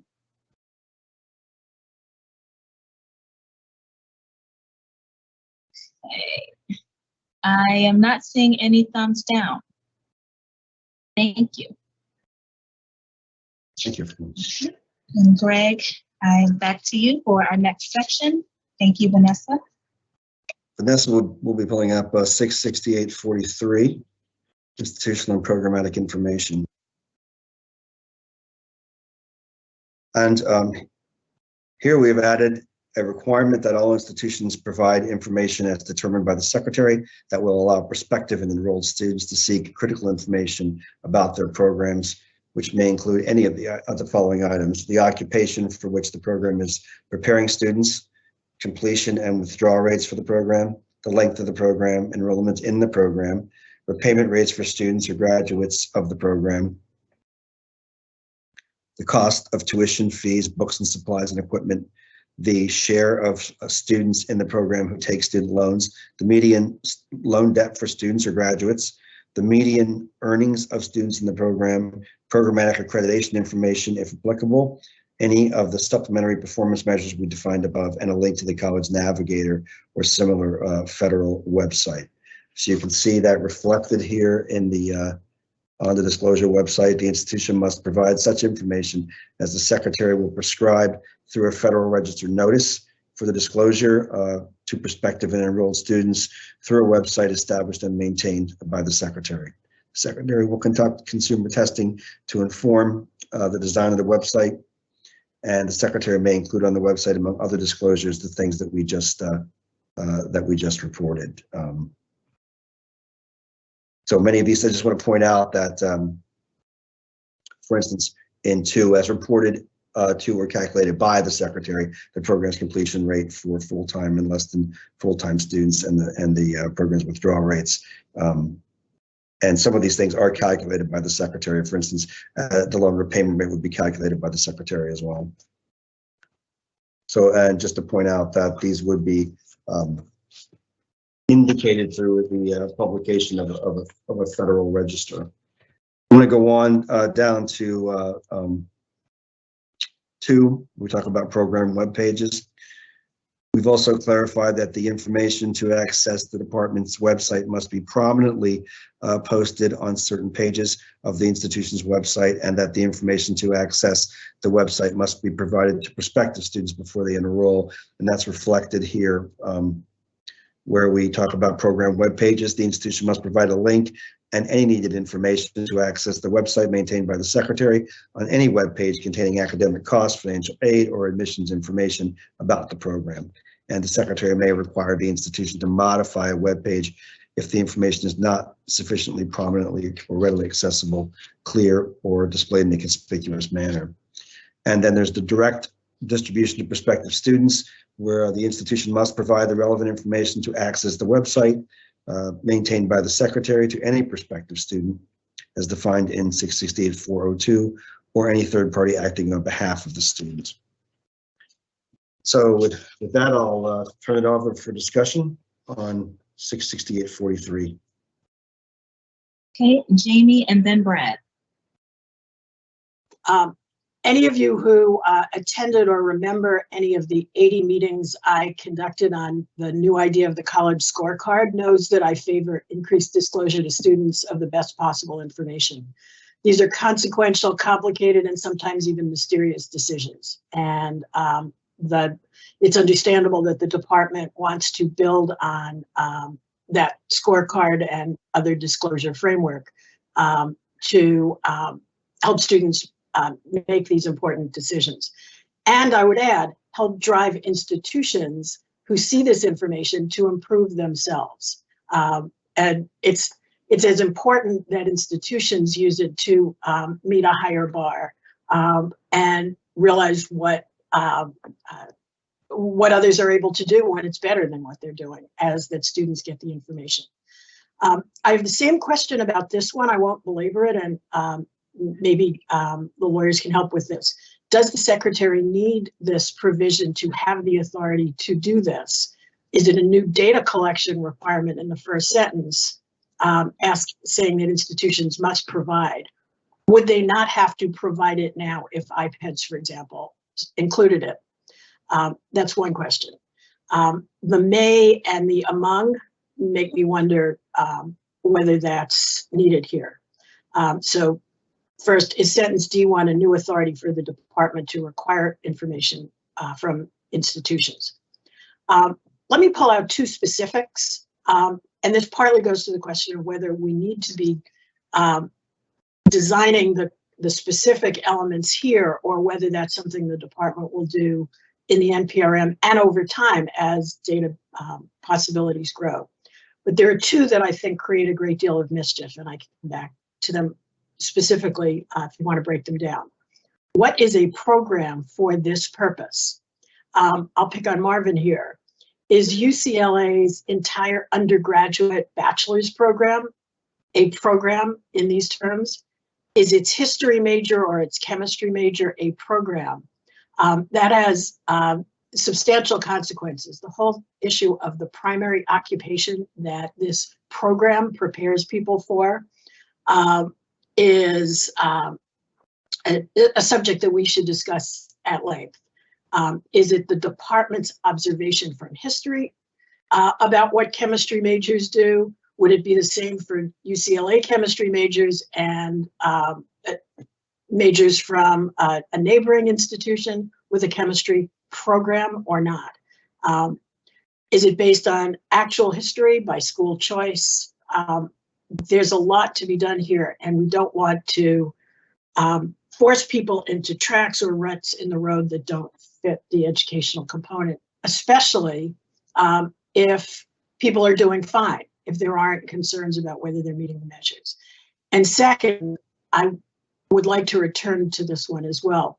Total cost should be total price. There are institutions where the total cost is more than students are asked to pay. 30 seconds. But more important, price without some indication of net price by family income could be one of the most dangerous pieces possible if it further exacerbates the problem that many families overstate the cost of higher education, don't realize what aid is available from the federal government and institutions, and would see a total cost item that could be terrifying and deter people from going to college, which is the opposite of what any of us want. Yeah, a lot there, certainly. I do want to say about this particular requirement in 43 that we already do have the authority to require disclosures, and much of this we already do disclose.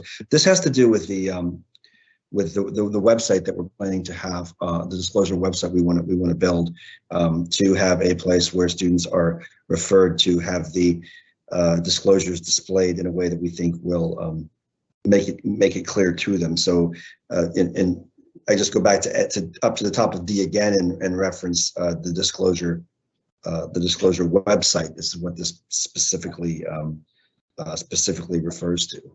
I apologize for leaving this out, Greg. That's helpful clarification, and I would just add that for my part, 2 and 3 seem reasonable, and as a former CA lawyer, the sufficiently prominent, accessible, clear, conspicuous, or direct is a good standard to set.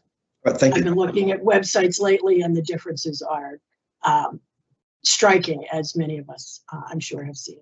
Thanks. Thank you. Brad? Thank you. You know, as I stated yesterday, I applaud the department for introducing 66843. I think it's great.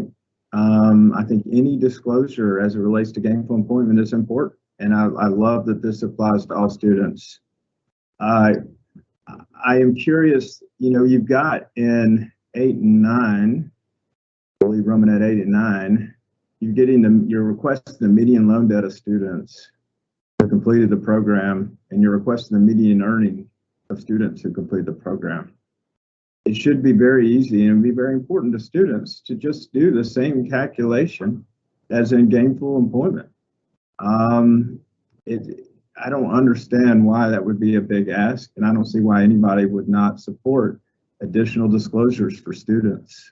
And I would love the department, they've slept on my comment from last night. I'd love the department to respond on where they are on that proposal. And I'd love someone else on the committee to speak up for providing this metric for all students. And if the silence here actually surprises me, I thought we'd actually have more folks coming out in support for additional disclosures for students. Greg, any thoughts on the proposal from yesterday to just do the calculation here and then reference it in the GE statute? No, I don't have an official response to that yet, but I want to make certain that what you're asking for, what you would be proposing, is that the GE the DTE rate calculation be applied to all programs, even if the consequence of the rate would only be for GE programs, correct? And that what would be disclosed here would be the same rate for all institutions, right? No, okay. Yeah, the same programmatic formula, same zip code, same rules. Just they wouldn't lose direct loan eligibility. That's the simple request. I mean, you're already asking for the data, so I'm just curious. And currently, the department's position is that that the GE calculation will that the DTE rates calculation will only be for those for GE programs. But I will take back the proposal that it be the same. Okay, one follow up to that. Just curious, what's the difference between this new website and the college scorecard? Well, I think this website, first of all, gives us a little more.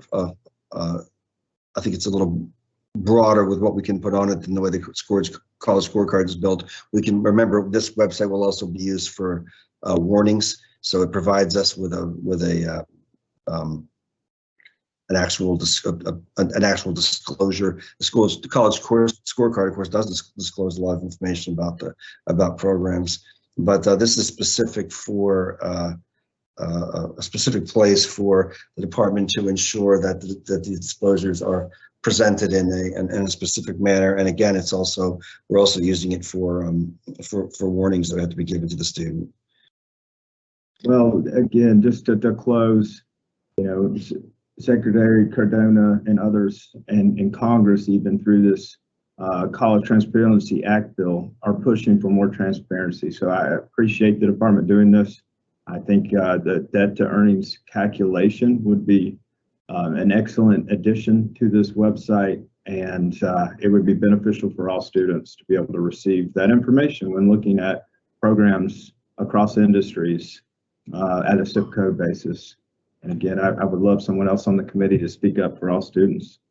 I want to point out also that before I move on from that about the website, that it's also that the scorecard, though I can't say enough about it, it's an excellent resource, but it's not prescribed in regulations. This is, so this would put it on, actually build this into the regulation, and it is a website specific to these things. The scorecard has a lot of other information on it. This is specific to these disclosures that we want to see made in a uniform way. So, and I thank you for your comments, Brad. Will, and then Jessica. Thank you. And I think, Gregory, to that point, there's just that language there in that disclosure website. The secretary may include on the website among other disclosures. And we'd like to see, whatever that information is, I don't want to debate that right now, but whatever that information is, that's provided by all institutions, that's clear, and that information displayed is not negotiable. So we'd seek more explicit language on what that would be. Okay, thank you. Thank you. Jessica. Thanks. This is a minor point, but on number 2, I guess I have a lot of concerns about manipulation, and I would like the department to think about how maybe to make this as manipulation proof as possible, including, you know, one idea I have is just separating the first sentence into 2 sentences to say something like the institution must provide a link to the website, period. This link must be provided like among other places, comma, in the places that are listed here, or something that just, I think one of the problems we see is that institutions that don't want to disclose cost are the ones least likely to have a very clear website page disclosing costs. And so I wouldn't want that to be a loophole here, but I defer to you on how best to effectuate that. Thank you. We'll take that back.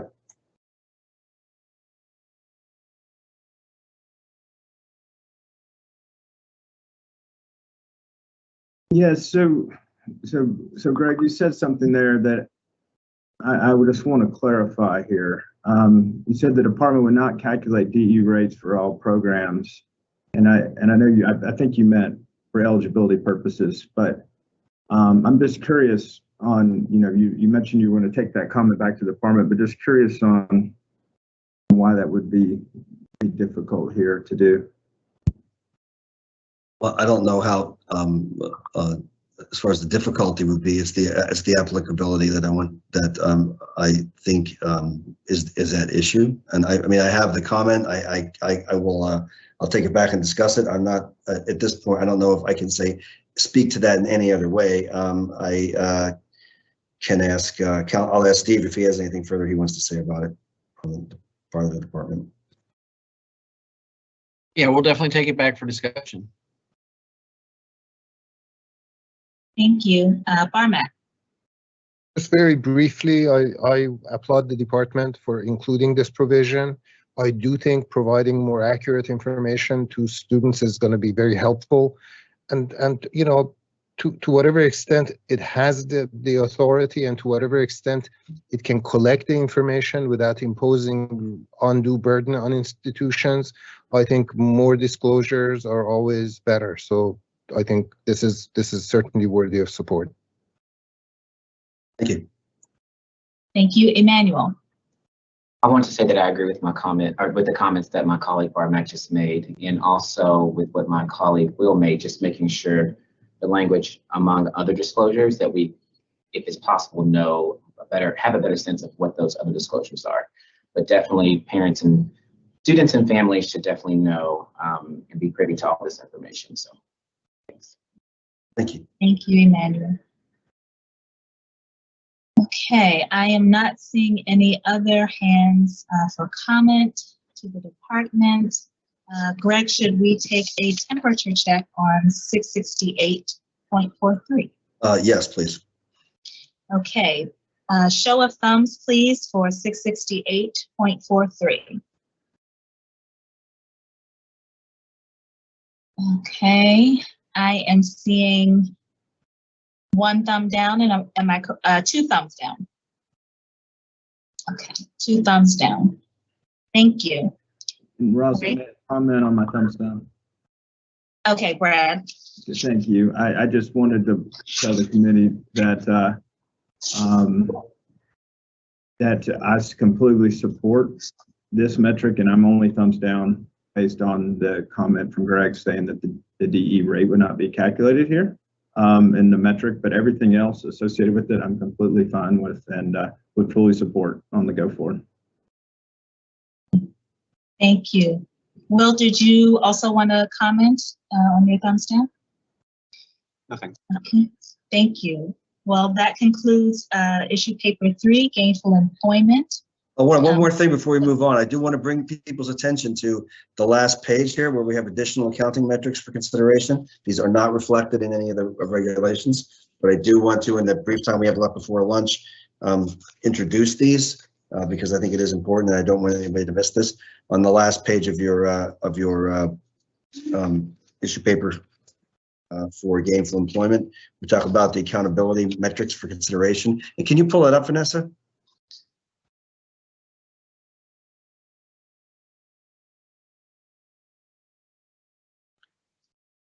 There they are. And so we have initial analysis suggesting some programs that would otherwise pass the DE rates due to relatively low debt levels have very low earnings. Those students may have financed the program using their own funds, Pell Grants, student funds at low enough levels to pass the DE rates. Other federal aid or program or the program may have been financed by employers or other private third parties. During our last session, several negotiators suggested adding the earnings metric based on the difference between the median earnings of program graduates and a threshold of earnings to measure earnings premium provided by that program to address programs with low earnings. The threshold for a passing earnings premium could be specified in several different ways, and we have some ideas here and invite comment on them. One is the median earnings of high school graduates in the same state the program is located. The other one is a multiple of the federal poverty guideline. A third would be an estimate of full-time minimum wage work, where passing the median graduate earns at least that of a full-time minimum wage worker. And lastly, an alternative way to address this with programs with low earnings could be to simplify the 14 DTE framework by eliminating the annual debt to earnings metric, requiring only that programs pass the discretionary debt to earnings or DTE rate. In the 14 structure, an alternative debt to earnings rate allows with lower earnings, especially those with median earnings below, annual, not alternative, annual debt earnings below 150% to pass the GE framework as long as the debt payments were below 8% of their earnings. Eliminating the annual DTE would mean that programs with very low earnings but relatively low debt levels fail the GE metrics. Programs with median debt levels of 0, where fewer than half of the students borrow, and very low earnings, however, continue to pass. So we invite feedback on these possible additional accountability metrics. Okay, Barmack? Yeah, I just want to say that I strongly support the concept of putting in place a fundamental income threshold requirement. There's something on its face quite absurd about people participating in post-secondary education so that they can earn less than they would have if they had not done so. It doesn't make any sense to me, and I do think it will protect the lowest income graduates of these programs. So I strongly support option 1. Because I do think it puts in place some fundamental protections for the lowest income graduates of these programs. I do think we need to be mindful of exceptional circumstances. If there are, there may be targeted programs for individuals who may have no other option if they did not participate in such GE programs. I think those can be accommodated on the basis of exceptional judgment. But in general, post-secondary education is, particularly in gainful employment programs, is supposed to generate some kind of wage enhancement above and beyond a high school credential. Thank you. Just wanted to state, I agree with what Barmack said. It's assuming this is applied to all programs. I 100% support whatever metric the department chooses, and I think 1 is a reasonable expectation. I mean, that was the first bullet point in Adam's slide yesterday. That being said, if this is just another metric that would put someone out of business and is only applied to such a small subset of the programs out there, then I don't think it makes sense. And again, apply it to everybody. Just do the right thing for students. I mean, they come to school to increase the economic output of their future, and that should be as simple as it is. Why else would you go to college? Thank you. Barmack. Yeah, in the interest of full disclosure, I think we need to be mindful of the fact that whatever we negotiate here could potentially apply to the Jobs Act, which is pending and looks like it may become law. those programs would be subject to GE. They would not be eligible for loans, which means that the absence of any other additional metric could basically give them a kind of a tautological pass, which I assume we want to avoid here. I really empathize with Brad's concern about selective sort of targeting of different sectors, but you really can't write one equation that takes care of every variation on a theme. This would be the most effective consequence of imposing a high school earnings threshold would actually impact, I assume, those kinds of jobs programs. They would be probably entirely concentrated in one sector, not Brad's sector, but be that as it may, I think we need to take care of the obvious. Sometimes people focus on the outcome instead of thinking sort of a priori and analytically about something. Again, it makes no sense to me that somebody would participate in post-secondary education to make less than they would have. I mean, that's just so crazy to me that I don't know why we're debating it. Regardless of who it impacts, that's just not a construct that we should accommodate here. Thank you, Barmak. We are at 12:02. Jamie, please. Last comment. You are on mute, Jamie. Yeah, I didn't have time to type it into the chat. Just a brief placeholder to Barmak on that subject. Every person who leaves banking to go get a teacher certification is reducing their income potential. That said, all of those options would be above a high school graduate. But I think that we don't want to go unreasonably far or further than we need to answer the questions before us to focus all of educational outcomes on income increases. I think you and I probably agree at the end of the day about these provisions, but I just want to leave it unsaid that there are plenty of artists who are making a choice to go into another field or teaching or some other things that society doesn't reward. And we have complex opportunities to eliminate substandard programs and impossible results while allowing people to make informed choices and institutions to know what the competition they're facing is. But just feel the need to not have this for non-gainful employment programs be entirely housed in the, we educate to earn more money, as many of us on this call might understand. Okay. Thank you, Jamie. We are at 12:04. So Brad, last and final comment? Yeah, one final closing comment for lunch here is we just spent 10 minutes talking about a whole new metric that could impact GE, and I just don't think that's appropriate to only allot 10 minutes for a major issue like. Thank you. Turn it over to Greg. Do we need a temperature check? No, I just want to bring this up. We do invite any comments from written comments from the committee on any of these items that we just discussed. So I do want to solicit that from everybody. And with that, I turn it over to you for, I guess we're at lunch. Okay, yes, we are at lunch. I believe we finished gainful employment just in the nick of time. Wanted to mention though that should any other issues come up against a time crunch, there may be an opportunity to revisit on Friday. With that said, I think we are ready for lunch. It's 12:05. You have an hour. And with that, can we end the live?